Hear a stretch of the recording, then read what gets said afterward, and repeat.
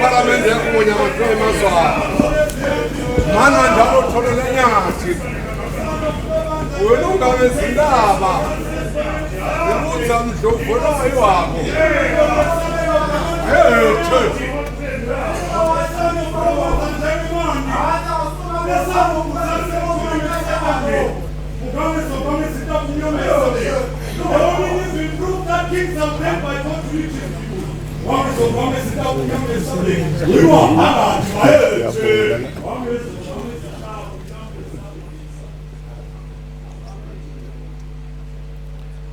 Ndlovukazi emakhosikati bantu abenkosi ndvunankulu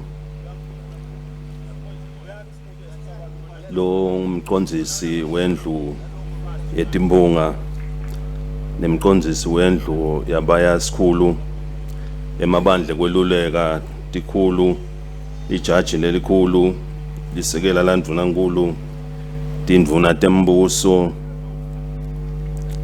emalunga endlu yetimbonga emalunga endlu yabaya sikhulu labamele emave kuleli timenywa letibalulekile nanonke bekunene sindvusela kakhulu eParliament.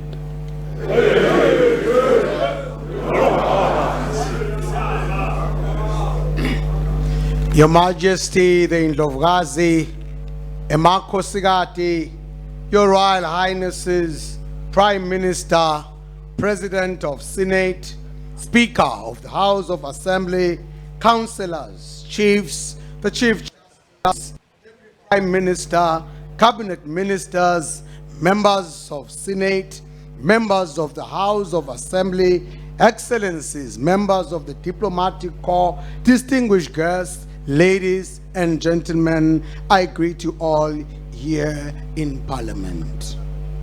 Ngingakangena enkulumeni asibonga kakhulu bekunene letethulo lendethulako sithi kwanze la nithethe khona.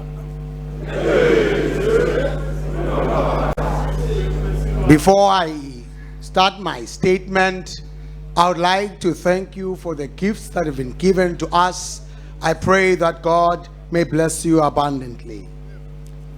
I am delighted to be here today to officially open the first session of the 12th Parliament of the Kingdom of Mswati. Kuyinfokoto lenkulu kimi kuba khona lapha namhla kutovula ngalokusemthethweni siqephu sekuqala seParliament elishumi nakubili wembuso waseSwatini bekunene. We extend a cordial welcome to all those who have traveled from various places of abroad, both near and far, as well as our esteemed friends and partners in development. We appreciate your presence here today.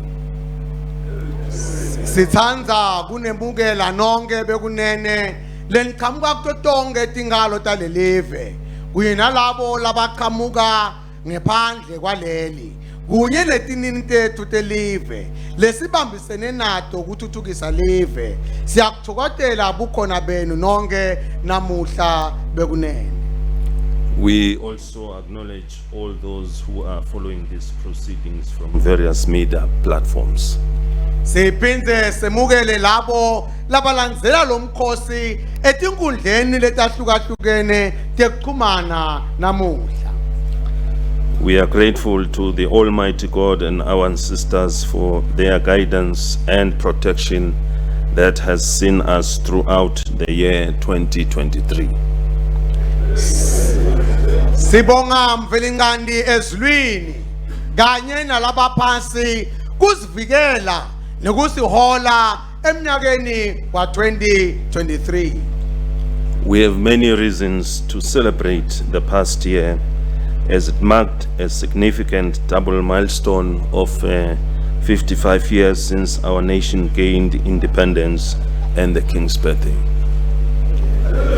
Bekunene tisabalele kakhulu tizatfu letisenta sujabulele umnyaka lophelile ngoba ngolo wamemetela bukhona bemikhosi lemibili lebalekile elive lokuyiminyaka lengemashumi lasihlanu nakuhlanu live latfola inkululeko kanye nekuthi inkosi ihlanganise yona leyo mnyaka yatalwa.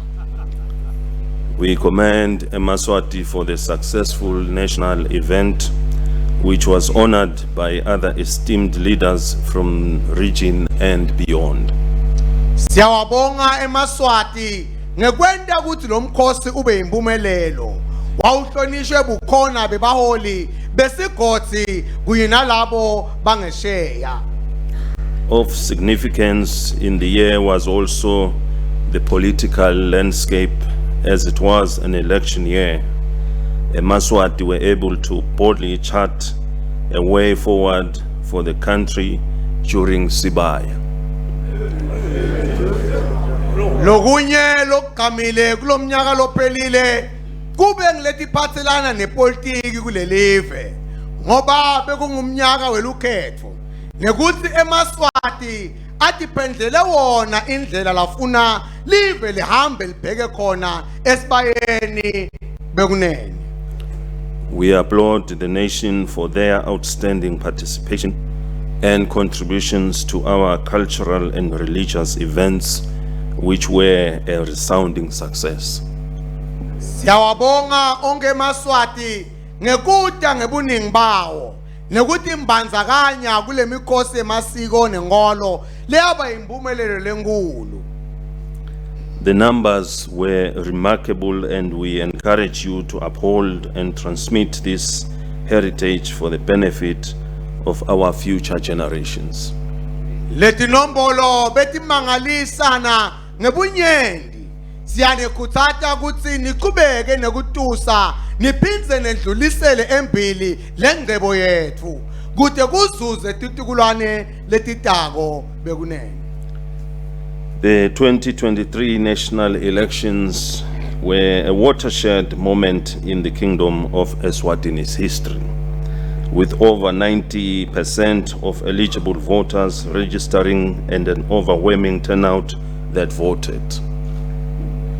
Lukhetho lwelive lwa 2023 kwaba sikhathi sekucacisa tintfo emlandweni welive leMswati lapho khona labangamashumi layimfica ekhulwini babhalisela kuyovota nasekukhethwa emakhaya kwasala kukhala libhungane sive siye kuyovota. Under the motto of Ngete Ngasala Nasaka Live, Mswati responded to the call to vote as part of their contribution to national service. Sive besifuqwa siqubulele sithi I cannot remain behind when building our nation. Mswati ayisukumela etulu lendzaba yokuyovota ayibona kungilenye tindlela tekubambisa live emsebentini yalo.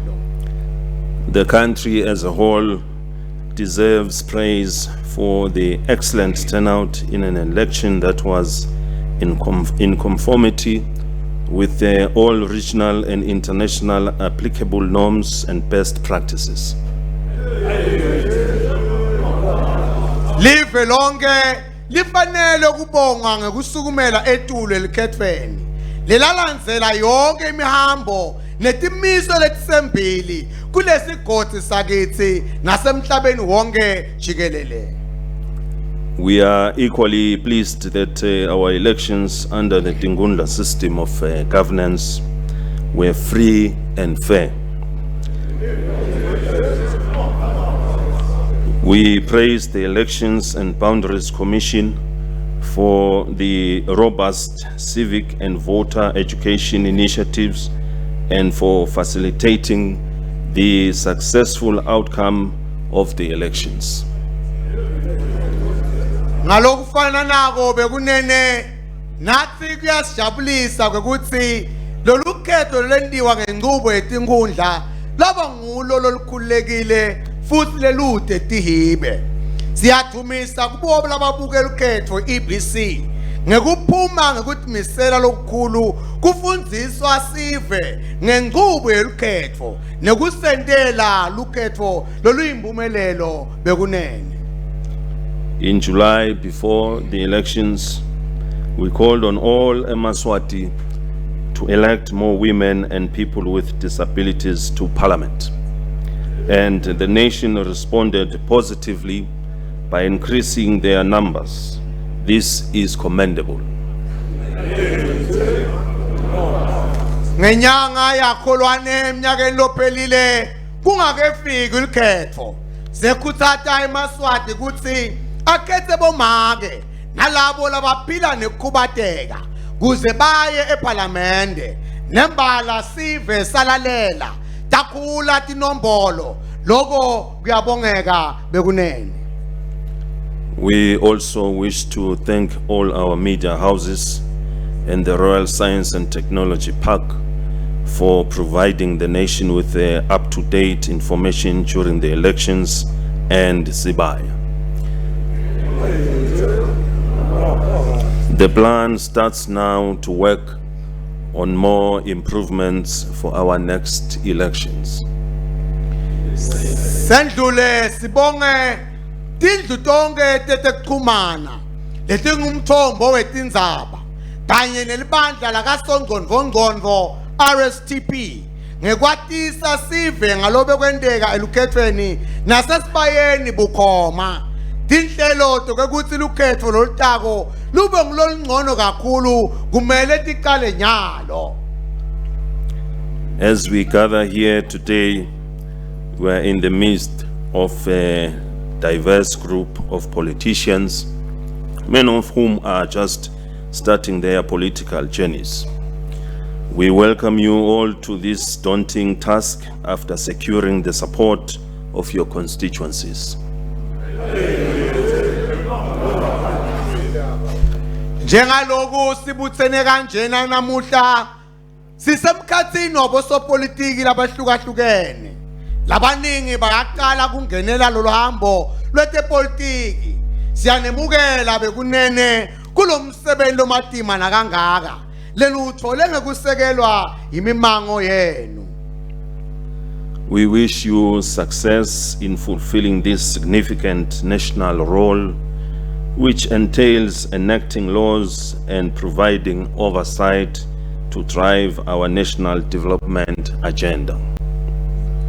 Sinifisela impumelelo yekuwenda kahle lo msebenzi lelinikwe wona lofake ekhatsi kushaya imithetho neliso lekubhasopa kute live lifeze imigomo yalo yentfutfuko. We also recognize the remarkable achievements of those who came before you. Their efforts have positioned the country favorable for a strong 2024 economic start. Siyanaka siphinze sidumise ligalelo lalabo labanendvulele umfutho labawufakile ubeke live simele sincomekako nalesivumako kuthi singaba nemnotfo losimeme nga-2024. You are urged to establish a collaborative partnership with the other branches of government and enhance service delivery to the nation with the highest level of efficiency and speed. Niyakhuthazwa ukuthi nisimamise lubambiswano loluyinhlanganisela naleminye imikhono yahulumende futhi nende kube lula kufika kwelusito esiveni lufikise kwelunyasi. As new members of parliament, it is crucial to demonstrate unquestionable integrity, credibility, trustworthiness, respect, and a firm dedication to a national unity at all times. You have a responsibility to protect the nation its constitution, and the system of governance.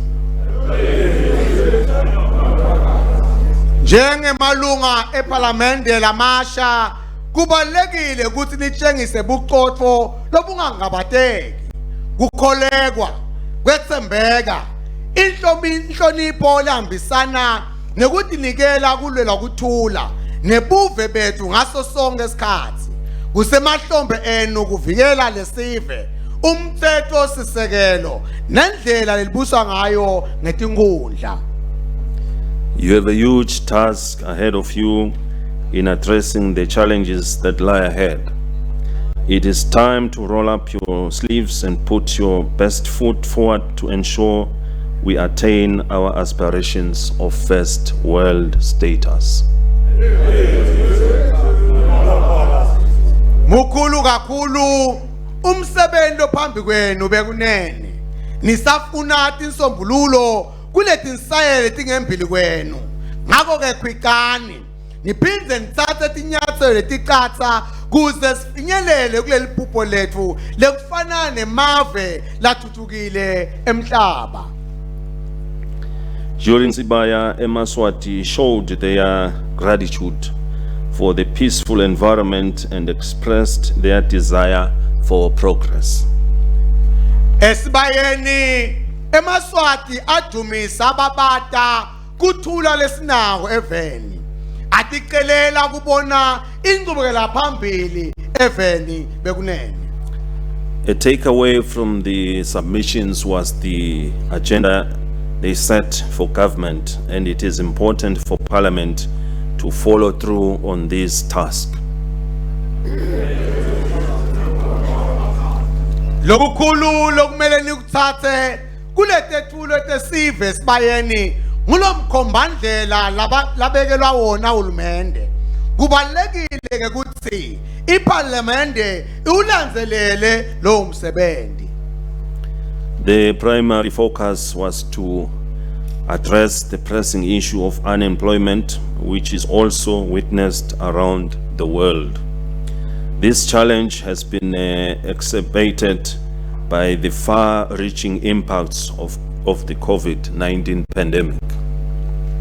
Indzawo lenkulu kwaba ngiyo yokweselakala kwemisebenzi eveni lehlasele umhlaba wonke. Lelinyeva leli lakutshengiswe ekhathi yimitselela yamahazane. It is vital for members of Parliament to address these issues and come up with well-established strategies to achieve good economic growth for the country. Bekunene kubalekile ukuthi emalunga eParliamente atikhulumise letindzaba leti aphume nemakhambi abomkantshu bovu kude live lithuthuke kakhulu kude emnotho bekunene. There are several encouraging signs on the economic front that offer hope for the upcoming year. The Eswatini economy demonstrated strong resilience, experiencing a significant growth of 4.8% in 2023, following a period of slow growth at 0.5% in 2022. Titsebalthandana tingomba letikutsatanako etigabeni temnotfo letibuyisa lithemba kulomnyaka wa 2024. Umnotho welive ubonakala ungilotawuqina usimame. Ubonakale ukhula ngalokujabulisako ku 4.8% nga 2023. Lebe kulandzela kukhula ngalokunyonyobako kwengcenye ekhulwini nga 2022. Initial projections indicate that 2024 is expected to be equally promising, with a forecasted growth rate of 4.9%. The country has also experienced a decrease in the fiscal deficit from about 4.5% in 2021-2022 to 1.6% of GDP in 2023-24. Timbengu temnotfo tikhomba kwekuthi umnyaka wa 2024 ubheke ukuthi wende ngcono ngalokungaba kune nengcenye leyimfica ekhulwini. Live liphindze labona kwehla kwesikweleti setimali sisuka kulokune nengcenye ekhulwini nga 2021-22 saya ku 1.6% uma uqhathanisa nemikhicito yeminyaka wonke nga 2023-2024.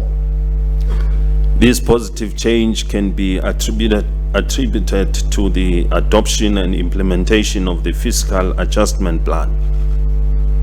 Letinguquko letinhle timiphumela yekwehlisa lizinga lokusebenzisa imali yahulumende kuphindze kukhulisa ukuqokelela kwetimali esikhwameni selive.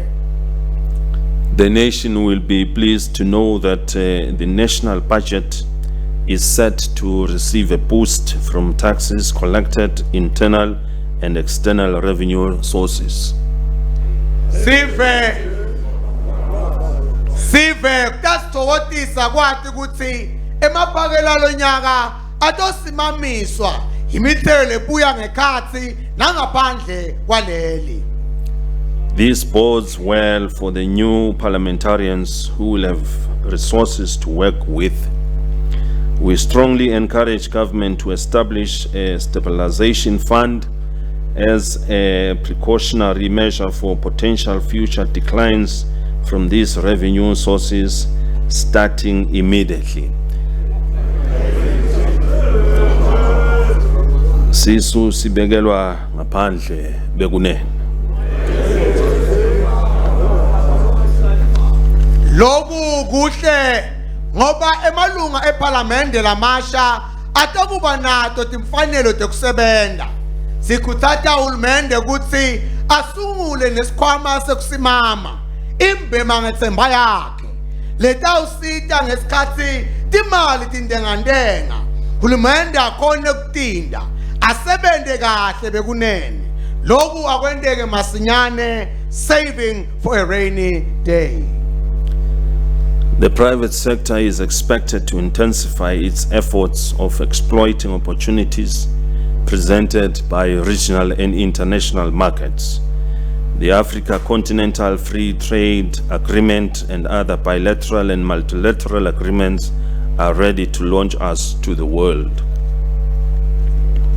Bekunene tingabane letitimele tibheke ukuthi tenyuse lizima lekuwabamba liwasebentise mathuba lalethwa ngilesifundza kanye netimakethe temhlaba lesivumelane sekutsengiselana ngaphandle kwetincabekelwane emkhatsini welive nalamanye emave Africa kanye naleto taletinye tifundza nemave lahlukahlukene tiyawusenda satiwe mhlaba wonke jikelele silive. Emphasis should be directed towards growing our presence and creating quality jobs for Mswati. We must achieve our goal of becoming a global commerce hub and streamline border formalities to make trading easy.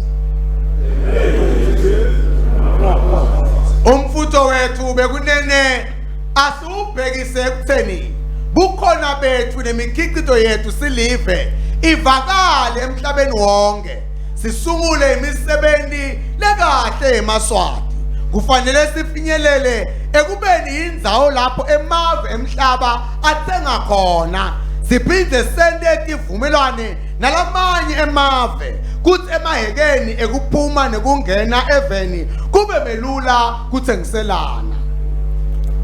We are pleased that the Kingdom is making progress with the National Trade Facilitation Program, but we urge urgent attention towards decreasing border congestion and seek alternative ports of entry to lessen global supply chain risks. Uyasijabulisa lokuthi live linenkqubekela phambili ehlelweni lokuthengiselana. Kunesidingo lesiphuthumako sekuthi kuncishiswe kuminyetelana emahekeni ekuphuma nekungena eveni kukhuthazwe nokusetshenziswa kwalamanye amahheke kude kutawuncishiswa bungobuthelana timo letisadzinga kuphindze tikhiqidwe. We must enhance our ICT infrastructure and learn how to advance our value chains to stimulate industrialization and diversification. Government will engage more closely with the business to create an environment that supports such investments. Kufanele kwengethwe lo mgogodla wetekuxhumana eveni. Siphindze sifunze futhi ukuthi singatikhulisa njani tinhlangothi tekuxhumana. Kude tisungule letinye tinkampani letitselela kuleta bongcondvo nebuchwephesha. Hulumende utabasonzelela bosomabhizinisi kude akhe simo lesivumela kutshalo kwetimali kulohlangothi lolo. With the advent of the fourth industrial revolution, characterized by digital technology and artificial intelligence, we must prioritize worker retraining and upskillings. Government and the business community must work together to accelerate this process. Emafem esigaba sesine sekafikile labonakala ngekusebenta ngobuciko babosongqondvo nekuhlakanipha kwabongqondomshina kwangathi bantfu kumele sitikilele kuqeqesha kabusha tisebenzi nekufundzela emakhono lamasha. Hulumende kanye nemabhizinisi abasebente ngekubambisana baphuthume ekwendeni lokhu. It is imperative that we implement strategies to stimulate entrepreneurship and the expansion of small and medium enterprises. Kubalulekile ukuthi kusetshenziswe emasu ekufaka lugqozi lwebhizinisi esiveni. Kuphindze kutholakale emasu ekwenebe amabhizinisi lamancane nalawo lasemkhatsini. They are the cornerstone of our economy and are pivotal in driving job creation, particularly in high potential sectors including agribusiness, tourism, and information and communication technology, just to mention a few. Lama bhizinisi angumgogodla wemnotho wethu aphindze adlala indzima lenkulu ekudaleni emathuba emsebenzi ikakhulukazi etinhlangothini letinemandla lamanyenti ekufukula umnotfo lekufaka ekhatsi emabhizinisi lasebentisa tekulima tekuvakasha kanye netebuchwephesha kuletimbalwa njeke. Our focus must be on fostering a more conducive environment for business and investment. Kumele sinake kakhulu ekwakheni simo lesivumako sabosomabhizinisi nebatshali timali eveni. Simplifying the process of registration for SMEs should be considered by implementing digital solutions as well as reducing the tax compliance burden for small emerging businesses. Akweniwe kube melula kubhalisa nekuvula kumabhizinisi lamancane nalasemkhatsini. Kusetshenziswe tindlela tebuchwephesha. Kuphindze kuncishiswe lo mthwalo wekuqasha tinkampani tekutsela kubosomabhizinisi labancane nalabasaqathuta bentelwe tindlela letilula. Particular attention must also be paid to increasing access to business development services for our minority groups to ensure that they invest in diversity and the world of opportunities out there. Akunakwe kakhulu futhi kuti sive siluthole melula lusito lokwenza ngcono ebhizinisini kude bosomabhizinisi labancane batowati ukuthi bangatihlelela kuphi timali tabo tibanike inzuzo lejabulisako nekuthi bati nemathuba lakhona emhlabeni. Following the nation's submissions at Sibaya, it is vital that government takes immediate action to revive the national economy and improve service delivery to all areas of the kingdom. Kulandzela imuvo yesive Sibayeni kubalulekile ukuthi uhulumende asukumele etulu avusetele umnotho welive nekwenta kangcono indlela tekufikisa lusito nemsebenzi wahulumende etifundeni tonke eveni. In particular, we wish to point out that it is critical that our major capital projects and infrastructure projects, including the start of the Parliament building and the Data Recovery Center, proceed. Ekakhulu bekunene sifise kuveta kutsi kumqoka ukuthi imisebenzi emikhulu yelive beyisukunyisiwe lokufaka ekhathi kwakhiwa kwendle eParliamente kanye nendle kugcina lwati lotebuchwephesha kuqhubeke nekwakhiwa. The completion of the International Convention Center and the hotel must be prioritized in the next financial year. Lokunye bekunene lokumele kuhambe embili kulomnyaka wetimali osetulu ngiko kuqedzelwa kwelihhotel elikhulu lelapha eZulwini nendawo yemihlangano lemikhulu i-ICC. The nation will be pleased to know that the strategic oil reserve construction will commence in the next 6 months.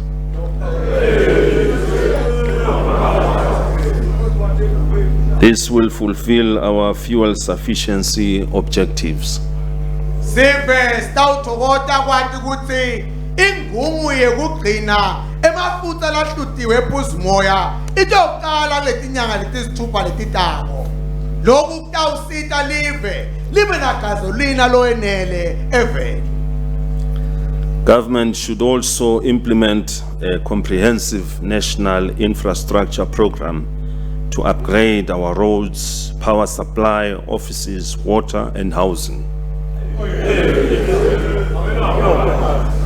Hulumende kumele abonakale alusebenzele impela lohlelo lokuthuthukisa imisebenzi emikhulu nentakhiwo eveni lefaka ekhathi kulungisa imigwaqo yelubane noma gesi temandi tindlu tekuhlala kanye netakhiwo temahhovisi ahulumende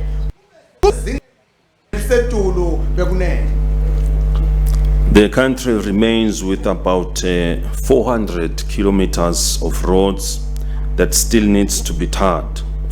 The status of our rural roads needs improvement, as many of our people and transport operators have appealed to government to fix and resurface them.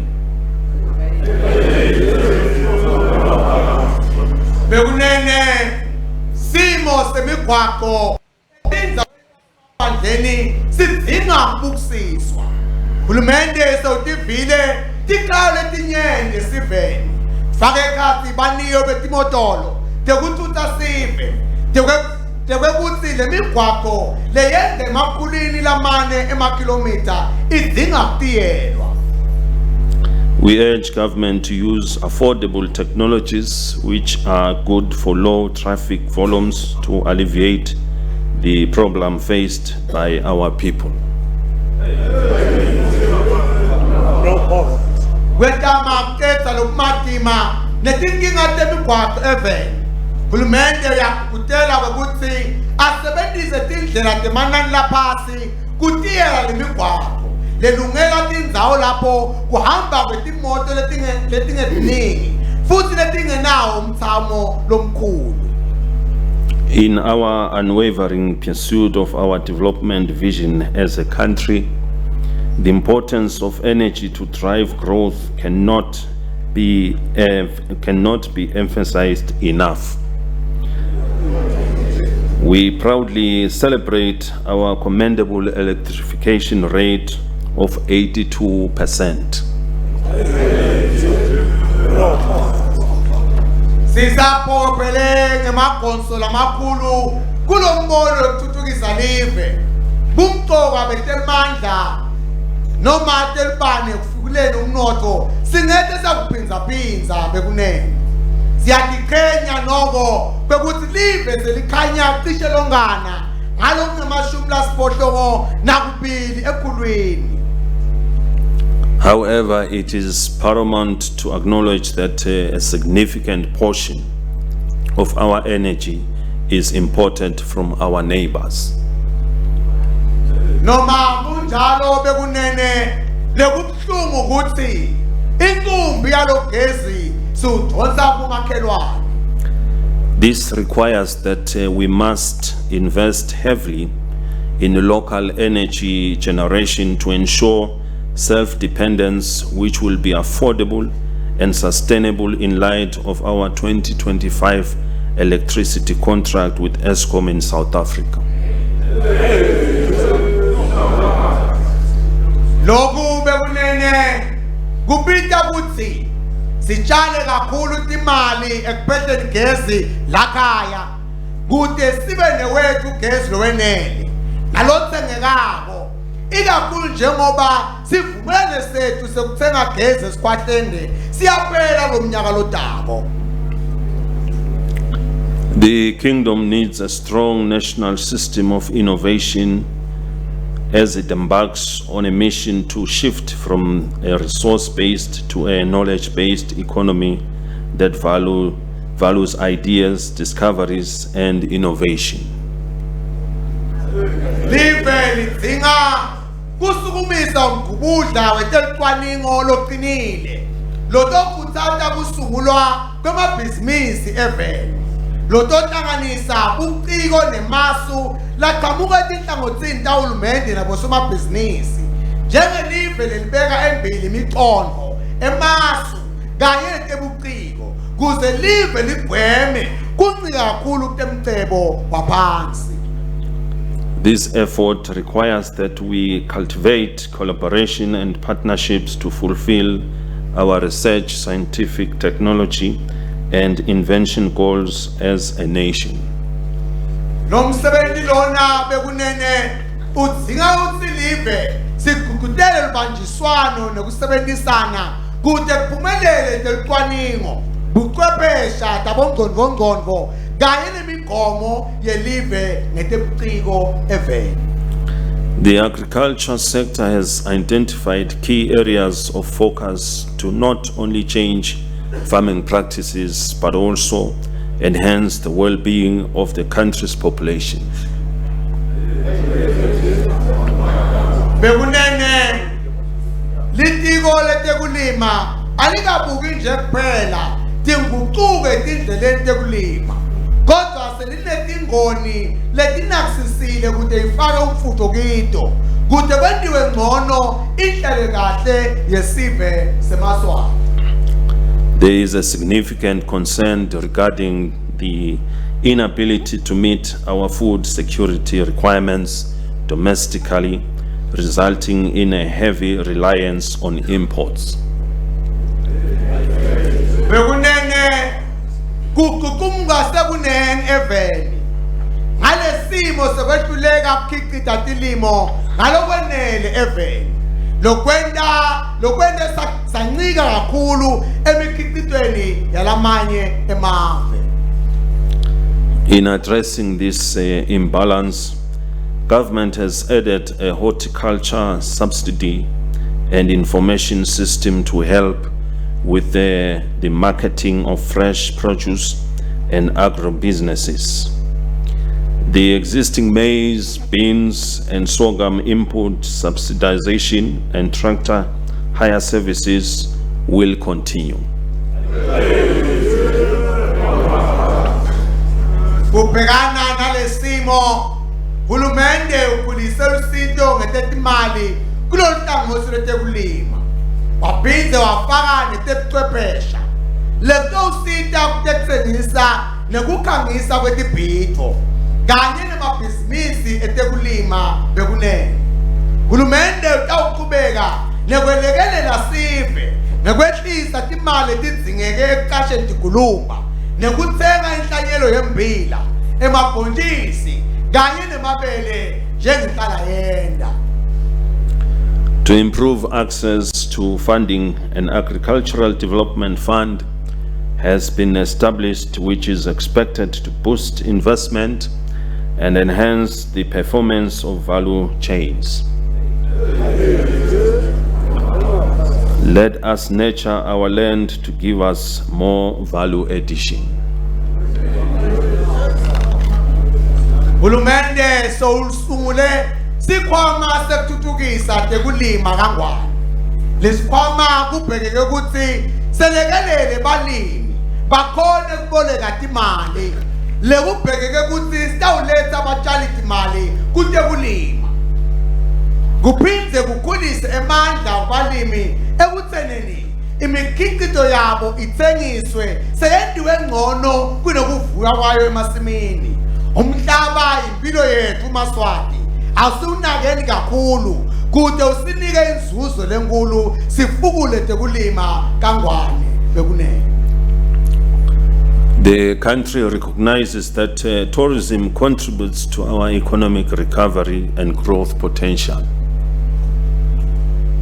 Bekunene silive siyalinaka ligalelo lelifaka tekuvakasha ebhele ikakhulu ekuvuseni umnotho nelukusasa lelihle lekukhula kwalo lohlangothi. Therefore, government is engaging with their stakeholders in order to fulfill, appreciate their contributions to the tourist value chain from tour operators to frontline workers. Kungaleso sizathu hulumende akhulumisana labatsinzekako kwenta makuthola igalelo labo kuleti tekuvakasha kusukela kubekuxhumanisi kutekuvakashelana kuyofika kubo bonke labemukela basebene tivakashi tethu eveni. Great effort is needed to increase visitor numbers and tourism spend, as well as promoting the countries as a destination of choice. We need geographic spread of sites to attract all types of travelers. Silive sidzinga kufaka emandla ekwenteni siciniseko sekukhulisa linani letivakashi kanye netimali tishiwa tivakashi eveni. Sibuye sifake umfutho wekukhangisa live kwekuthi lihambe embili ekubeni yindzawo lethandwa tivakashi. Kumele kuvulwe tindzawo tekukhanga tivakashi etindzaweni nekwehlukahlukana kwato eveni kude sekhange lonke hlobo lwetivakashi. The industry is encouraged to offer visitors a royal experience in Mswati. We also anticipate that government will expedite the merger of Lubombo's 5 game parks to put more on offer for our tourists. Betekuvakasha bayakhuthaza kwekuthi baphathe kahle tivakashi ngetandla letfokomele taseSwatini. Siyethemba na hulumende utawushabutela ahlanganise letindzawo letisihlanu tasendle elibonjeni kude sengete emanumbela latsandwa tivakashi.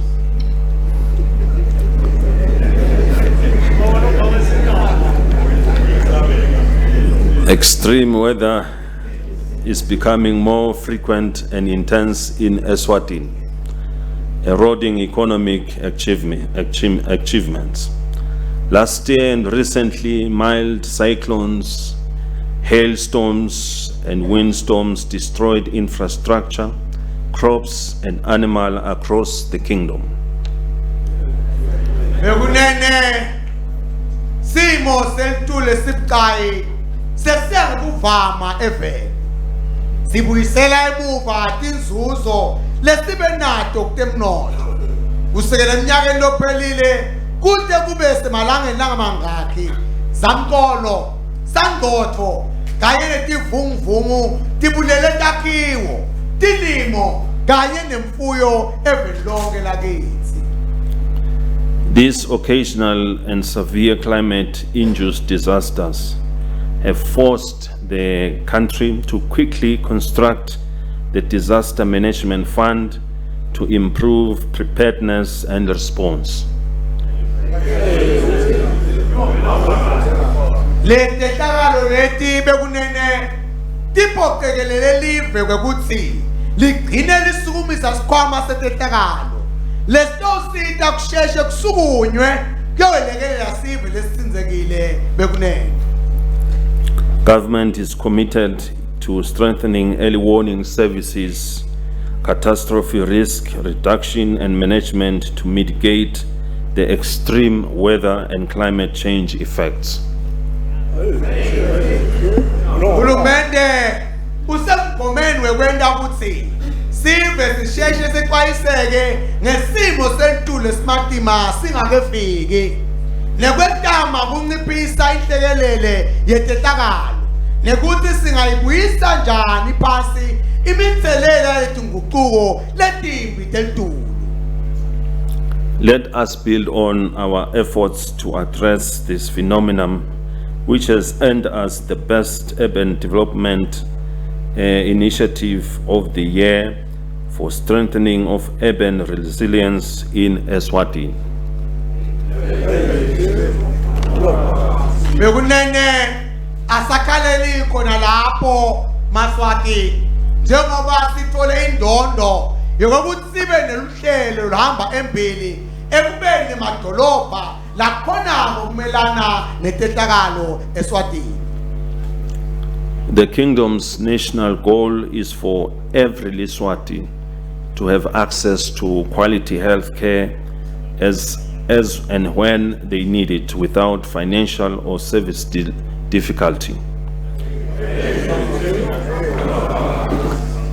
This is in line with the People's Call at Sibaya to improve service delivery. Bekunene sifiso selive kuthi lonke iSwati libe nokufinyelela kutempilo esezingeni noma nini ngaphandle kwemiqabo yetimali noma bulukhuni bekuthola usito emtholampilo. Lokhu kulandzelela imibono yesive esibayeni lapho sathi lusito emtholampilo aleniwe ngcono. The country wants a people who are healthy, productive, and have a high life expectancy. As a Mswati, we are proud that our kingdom was among the first to meet the UNAIDS 2025 target of 95. Live lidzinga sive lesipilile lesikhiqidako nalesinempilo lenze singemaXhosa siyatiqhenya ukuthi kulomgomo wokunqoba umbulalo wavelo wabeka ngumhlabuhlangene nga-2025 195 live leMswati laphuma embili kulawo laba ekuqala ekufinyeleleni kuletinombolo letibhekekile bekunene. We also contained COVID-19 and had a 2% death rate, thanks to all awareness drives which excluded the disease from the top 10 causes of morbidity. Siphindze sakhona kunqoba leligciwane lemkhuhlane lomkhulu lowathiwa ngamahazana. Kwathi labo lesibataselako sabehlula babe ngilokubili ekhulwini. Sibonga yonke imetamo yekwatisa sive ngalesifo lesekwende saphuma lesifo kulete tilishumi lesetulu lekungtona titizathu tekulahleka kuphefumula eminyenti eveni bekunene.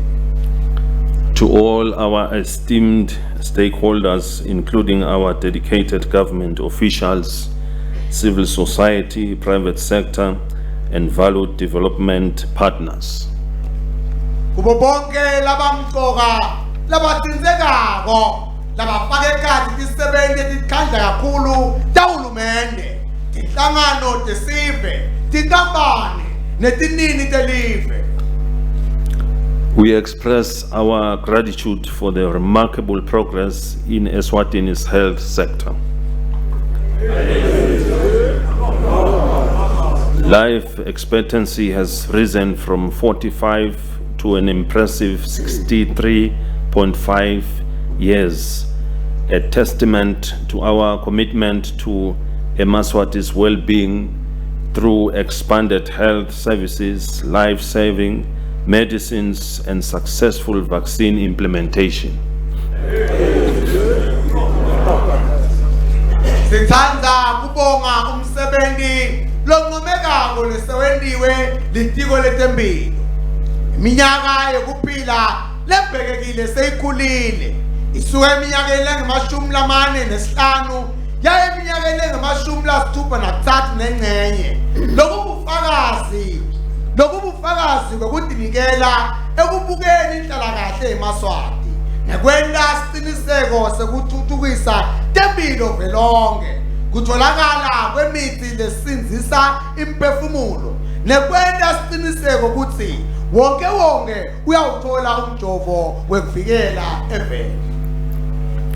While celebrating declining HIV/AIDS infections and deaths, we must reduce new infections so that Eswatini can remain on course for yet another milestone, that of ending AIDS as a public health threat by 2030. Sisajabulela kwenta kwelizinga lekuthelelana umbulalave nekuncipha kwetinombolo kwalabashonako. Asiqikelele ukuthi lizinga lekuthelelana lomashaya bhuqe nalo liyehla kude live leSwatini liphindze lokhu lelidume ngako, siphinde sebekuqala kunqotshwe leligciwane ngeminyaka wa-2030. Our ultimate goal is to strengthen our health sector and provide local specialized medical care. Lokufanele kufezeke kuqinisa tempilo tibe sezingeni lelifanele, siphinde selaphe sonke sifo lesixakile khona lapha ekhaya. We urge government to expedite the commencement of the process of mobilizing resources for the construction of the referral hospital as promised by the Friends of the Kingdom.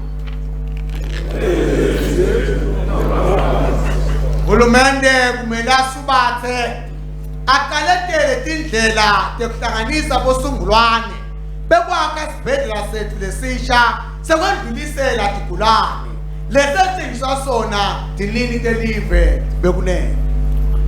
This should be done in the next financial year. No Liswati should die from lack of proper health services.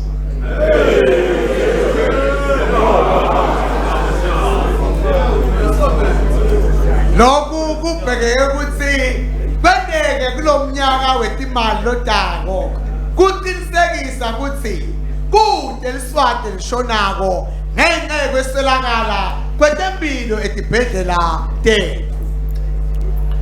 Healthcare needs the support of housing welfare of our people, and the country needs to invest in reviving the urban and rural housing schemes for the benefit of our needy people.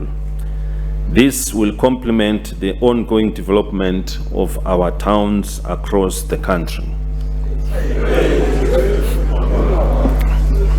Tempilo tidzinga kwesekelwa luhlelo lwetindle kuhlala sive sethu. Ngako ke live lidzinga kufaka timali letibonakalako ekuvuseleleni tinhlelo tetakhiwo talabo labaswele emadolobheni nasemaphandleni. Lokhu kutahambisana nalentuthuko yemadolobha velonke bekunene. At the end of the year national prayer service, I called on all Mswati to join hands in putting an end to gender-based violence. Emthandazweni wesizwe nakuphela umnyaka ngathi Mswati onke akabambane siqede swe lobudlwangudlwangu nebudlova bekuhlukentana ngetebulili. We note the signs of decline to this practice and urge Mswati to continue along this path until there is not a single case. Siyakubona timbawu tekwenta kalomkhuba lomubi siphinde sizelele Mswatini ukuthi awaluyekelo lunyawo loluhle laliqalile kuze kubethe ngisho linye liqala lelifana leli eveni. I repeat this call today and emphasize that we must remove this dark shadow of violence that is hovering over our society.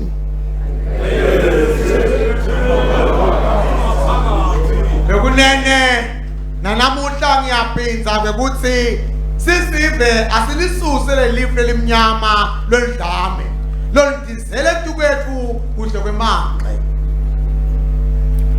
The nation commends government for the allocation of resources to confront this scourge, as well as the support of our partners towards the implementation of the strategy and ending gender-based violence. Bekunene sive siyathokoza kwekuthi hulumende kunye netiningi live tifakile impela imali ekulweni nalomkhuba lomubi kuze kusebenze lomkhombandlela wekuqeda kuhlukubeteka kutebulili eveni. Beyond these resources, it will require a change of attitude by everyone in fostering cultural change and promoting equality for all. Ngetulu kwaletimali letifakiwe bekunene kutawupita kushintsha kwendlela lesibuka ngayo tintfo kute semukele tinguquke kutiphatseni kwethu siphindze sikubeke embili kuphathana ngekufana wene kulomunye njengaloku nawe ungathanda kwendiwe kuwe bekunene. Our youth stand as the architects of our nation's future and are at the core of our vision to make a world-class country. Bekunene insha yethu ngibone labasidwebela sithombe lesihle selikusasa lethu silive futhi ngibona kanye labaphethe sikhiya sekusivulela umnyango wokungena kulombono welive bekunene.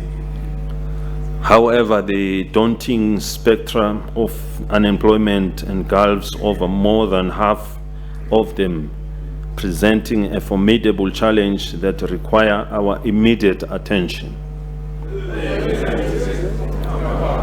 Lokubuhlungu bekunene kubona insha yethu lengetulu kwehafu ingavukeli emsebentini lensaya lena idzinga ukuthi inakisise masinyane. It is imperative that we steadfastly continue to forge pathways and opportunities for our young people.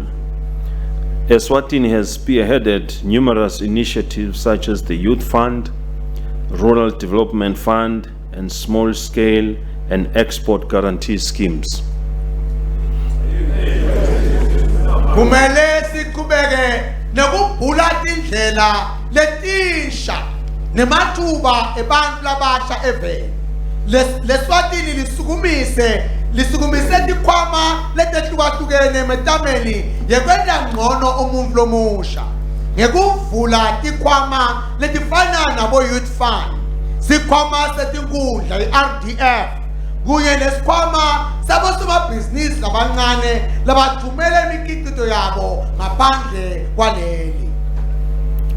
These endeavors are designed to facilitate access to financing, enabling young entrepreneurs to initiate businesses and in turn create employment opportunities. Yonke le metamo lena bekunene yekwenda kuba lula ukuthola lusito lwetimali kwelekelela insha isungule amabhizinisi baphinde baqambe emathuba emisebenzi evela. We cannot emphasize enough the role of quality education and skills development in paving our path to the shared prosperity that we have envisioned. Asati singabhizelela kanganani bumqoka betemfundo nekuqeqesha lesezingeni ekuvuleni tindlela letiqonze ekuphatheni ngesandla liphupho lempumelelo yelive. Creating employment opportunities for our young people hinges on the quality of education, right from the lowest grade to the highest level. Bekunene sathi kahle ukuthi kwakhiwa kwamathuba emsebenzi kanye nokuqasha kwensha kuncike kakhulu emfundweni lesezingeni lelisetulu kusukela kwekhewana kuye babangeni lasetulu. We extend heartfelt gratitude to all our development partners who have been unwavering in supporting government's effort. Bekunene sendlulisa lokho letinkulu tekubonga ehlotsheni telive ngekwesekela uhulumende njalo njalo. The country will continue with her full participation, and we shall learn from the great experiences we get in our interactions from our international and regional organizations. Live lokubeka libe mdibi munye naletinhlangano futhi sitokubeka sinqokole kulomthombo welwati lesuthola ngekuba ingcenye yaletinhlangano tesigodi nemhlaba. All our development initiatives fall within and contribute to the 2030 Agenda for Sustainable Development and the African Union Agenda 2063. Bekunene imigomo netenhlelo tetentuthuko tingcenye tiphinde tselele kulomgomo lomkhulukati wemhlaba wentuthuko lekhonsako wa 2030 kanye nomgomo wa 2063 wolubumbano lelivekati le-Afrika. In line with the AU agenda, we have repeatedly called for the silencing of guns so that we can pursue development for our countries. Simunye nemgomo waka-AU yingakho singakayiyekeli indzaba yokumemetela kuthuliso kwetibhamu kude sitawukhona kubabela emomeni wetekuthuthukisa emave ethu. We wish to applaud the African Union for declaring 2024 the year of education, and Eswatini will remain focused on transforming our education system for the benefit